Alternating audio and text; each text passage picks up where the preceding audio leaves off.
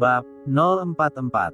Loh, ini kan Kayla, kata pria itu. Nampaknya dia mengenal Kayla saat bertemu dengan Kayla saat ini. Kamu kenal sama Kayla? Tanya Vano. Dia cukup terkejut karena teman baiknya itu mengenal Kayla. Ya, dulu aku sering bertemu dengan Kayla saat dia masih bekerja di kafe. Chandra teman kita juga pernah cerita kalau suka sama dia dan ngejar-ngejar dia, makanya aku tanda sama dia. Jelas pria itu. Vano tersenyum kecut mendengarnya. Walau istrinya adalah wanita yang sederhana, namun pesonanya membuat banyak pria jadi jatuh cinta. Oh ya? Omong-omong, kenapa kamu bisa ke sini sama Kayla? Tanyanya. Vano menegapkan tubuhnya kemudian menatap wajah temannya itu. Kayla ini istriku. Dan bayi ini adalah anak kami. Apa? Wajah pria itu nampak terkejut. Bagaimana tidak? Selama ini yang ia tahu Vano belum pernah menikah. Hubungannya dan Marsha pun sudah cukup lama kandas. Bahkan setelah kandasnya hubungan mereka, pria itu tak pernah mendengar Vano menjalin hubungan dengan wanita lain. Kami sudah cukup lama menikah. Cuman gak dipublish aja. Jelas Vano. Pria itu mengangguk saja dan tak ingin banyak tanya. Jika Vano menyembunyikan pernikahannya, itu berarti ada hal yang disembunyikan oleh Vano. Cukup lama berbasa-basi, Vano dan Kayla akhirnya pergi ke halaman belakang coffee shop untuk menikmati suasana yang ada di sana. Setelah duduk saling berhadapan di halaman belakang coffee shop, Kayla langsung saja mempertanyakan hal yang mengganjal di kepalanya. Vano, maaf kalau aku seperti ingin tahu tentang kehidupan kamu. Aku hanya ingin bertanya, memangnya kamu dan Marsha udah gak bersama lagi? Bukannya waktu itu kalian sudah berencana untuk menikah? Tanya Kayla. Vano tersenyum tipis. Kepalanya pun menggeleng sebelum menjawab pertanyaan Kayla. Aku dan Marsha udah lama putus sejak kamu dan Julie pergi dari hidupku, Kayla. Ya, walau awalnya aku berusaha mempertahankan hubungan kami, tapi akhirnya aku gak sanggup buai menjalani hubungan dengan Marsha karena terus dibayangi oleh wajah kamu. Marsha juga udah gak bisa menjalani hubungan lagi dengan aku. Jelas Vano. Kayla terkesiap. Tidak menyangka jika Vano sudah mengakhiri hubungannya dengan Marsha. Pantas saja sampai saat ini Adelio dan Momi Korla sangat mendukung dirinya kembali dengan Vano. Ternyata karena itu alasannya. Lalu di mana Marsha sekarang? Tanya Kayla. Entah mengapa dia merasa penasaran dengan keberadaan wanita itu saat ini. Aku gak tahu pasti. Cuma yang terakhir kali aku dengar dari dia ingin kembali ke Singapura dan melanjutkan karirnya di sana. Balas Vano. Kayla terdiam. Ternyata kepergianku saat ini benar-benar memberikan efek yang buruk bagi hidup Vano. Kata Kayla dalam hati. Dia pikir kepergiannya saat itu membuat Vano bisa bahagia karena bisa kembali bersama dengan Marsha. Tapi ternyata sebaliknya. Vano tak merasakan kebahagiaan di dalam hidupnya, bahkan memutuskan hubungannya dengan Marsha. Sudahlah. Aku gak mau lagi ngebahas dia. Aku cuma mau fokus bahas kamu dan anak kita aja. Kata Vano. Dia tidak ingin karena mereka membahas tentang Marsha jadi membuat Kayla berpikiran kemana-mana. Kayla merasa suasana hatinya jadi sedikit canggung setelah mendengar bagaimana kisah Vano dengan Marsha saat ini. Kecanggungan yang ia rasakan pun membuatnya jadi sulit untuk membalas setiap perkataan yang keluar dari mulut Vano. Aku harap buat kedepannya kamu gak akan lagi membahas tentang Marsha sama aku karena di antara kami benar tidak ada hubungan apapun lagi. Kata Vano. Dia terus saja berbicara walau Kayla tak kunjung menjawab perkataannya. Kayla merespon dengan anggukan kepala walaupun merasa sedikit tidak yakin. Maklum saja, karena suaminya itu cukup lama menjalin hubungan dengan Marsha, membuat Kayla terkadang ingin membahas tentang mantan kekasih suaminya itu. Oh ya, omong-omong kamu tinggal di daerah mana di kampung halaman ibumu? Tanya Vano. Sejak kemarin pertanyaannya itu tak kunjung mendapatkan jawaban dari Kayla. Kayla berpikir sejenak, menimbang-nimbang apakah harus menjawab perkataan Vano. Karena sudah cukup lama membuat Vano penasaran, akhirnya Kayla menjawabnya juga. Di Jalan Merpati Sakti. Dekat dengan sekolah. Balas Kayla. Vano mengerutkan dahi. Sepertinya dia tidak asing dengan alamat yang baru saja Kayla sebutkan. Setelah mengingat di mana ia mendengar alamat tersebut, Vano pun akhirnya teringat akan tempat tersebut. Padahal aku udah datangin daerah itu kemarin. Tapi kenapa aku gak ketemu juga sama kamu, ya? Keluh Vano. Kayla tersenyum kaku. Untuk hal yang satu itu, dia tentu tidak mengetahui jawaban pastinya. Yang Kayla tahu, selama ini Adelio sudah berusaha sebisa mungkin untuk menutupi alamatnya dari Vano. Mungkin Tuhan belum menakdirkan kita untuk bertemu saat itu. Vano berpikiran logis karena takdir ada yang tidak bisa ia ubah. Kayla mengangguk membenarkan perkataan Vano.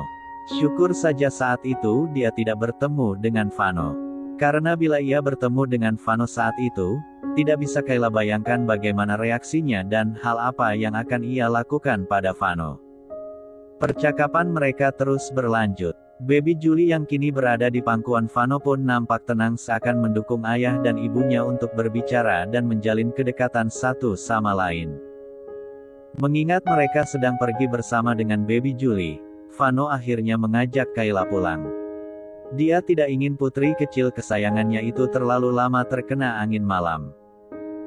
Selama berada di perjalanan pulang, Kayla teringat dengan cerita Vano tentang kandasnya hubungannya dan Marsha. Apa benar karena kepergianku hubungan mereka akhirnya kandas? Tapi kenapa mereka gak berusaha mempertahankan hubungan mereka aja tanpa mengakhirinya seperti itu? Gumam Kayla dalam hati. Wanita itu jadi bertanya-tanya sendiri dibuatnya. Setibanya di kediaman Mommy Korla, Vano langsung saja membantu Kayla dan Baby Julie keluar dari dalam mobil. Julie sayang, Papa pamit pulang dulu ya. Nanti Papa main lagi ke sini lihat Julie, kata Vano. Dapat Kayla lihat wajah Vano nampak tak rela karena harus berpisah dengan putri mereka. Baby Julie merengek. Nampaknya ia tidak ingin berpisah dengan sang papa. Dia masih belum puas dan tetap ingin bersama. Kayla berusaha menenangkannya agar tidak tantrum.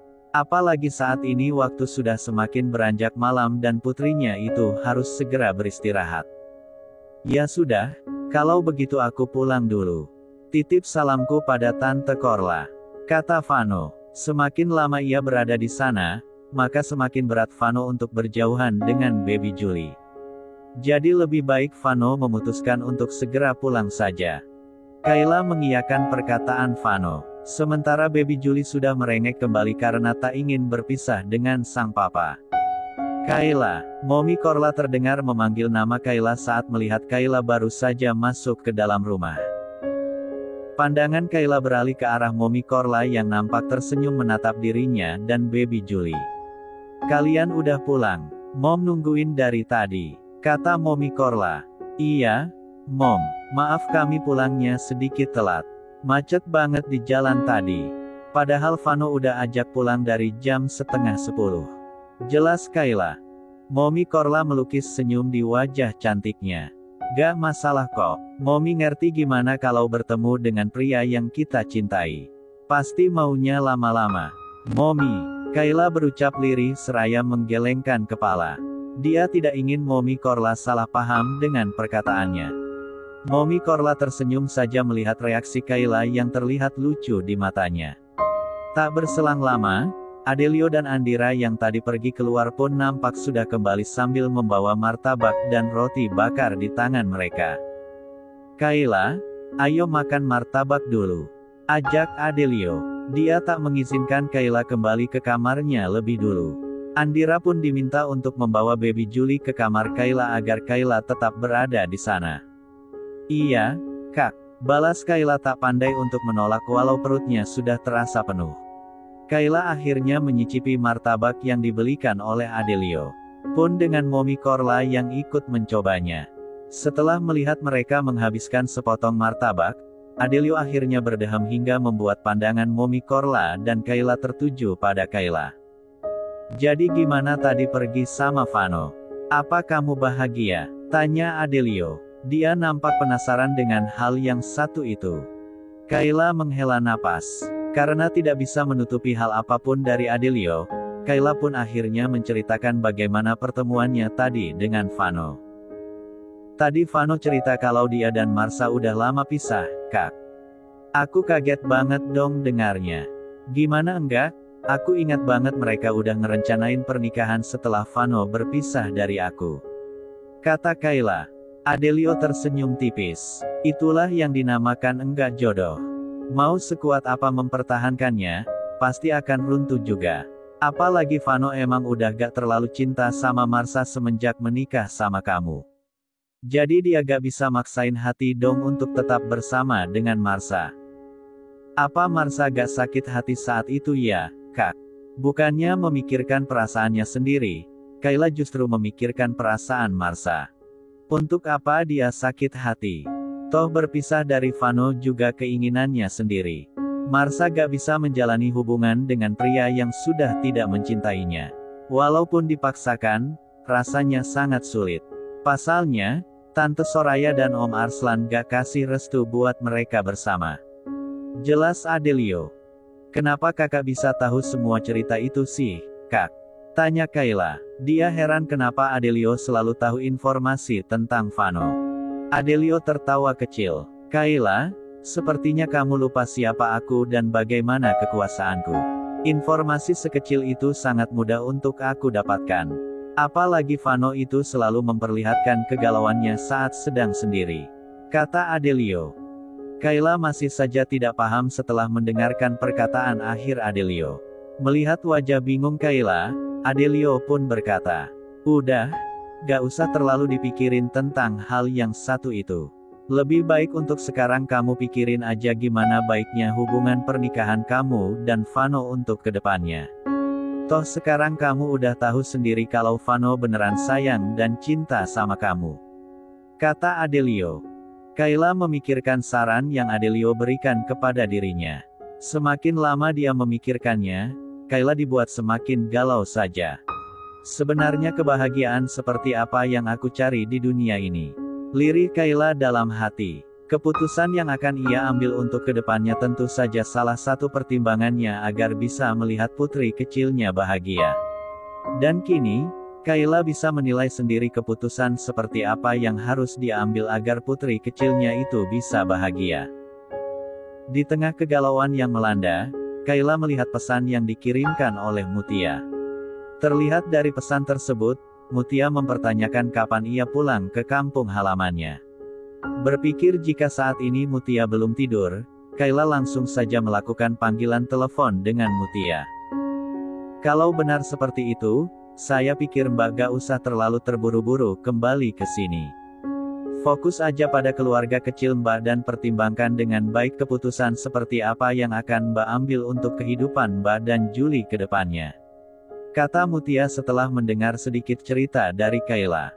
Kayla terdiam beberapa saat, kemudian mengiyakan perkataan Mutia. Mungkin apa yang disarankan Mutia saat ini kepada dirinya benar, tapi Kayla juga memikirkan toko kue miliknya yang sudah cukup lama ia tinggali. Aku akan memikirkannya secara matang dulu, Mutia. Aku gak bisa ambil keputusan dengan tergesa-gesa. Mutia mengiyakannya saja. Dia juga hanya memberi saran dan tak ingin memaksa Kayla. Setelah sambungan telepon mereka terputus, Kayla memutuskan untuk membaringkan tubuh lelahnya di atas ranjang. Sebelum memejamkan kedua kelopak matanya, Kayla menatap baby Julie yang nampak damai dalam tidurnya. Selamat tidur anak mama. Doain mama agar bisa mengambil keputusan yang tepat untuk hidup kita ke depannya. Gumam Kayla. Mendekati jadwal kepulangan Kayla ke kampung halamannya, Vano berpikir untuk segera membawa Kayla ke rumah orang tua Kayla yang sudah ia tebus pada pihak bank. Niatnya tersebut pun disetujui oleh Adelio saat ia mengatakannya pada Adelio saat mereka bertemu hari itu. Semoga aja Kayla mengambil keputusan tetap tinggal di sini setelah kamu memberikan rumah itu kepadanya. Vano tersenyum tipis.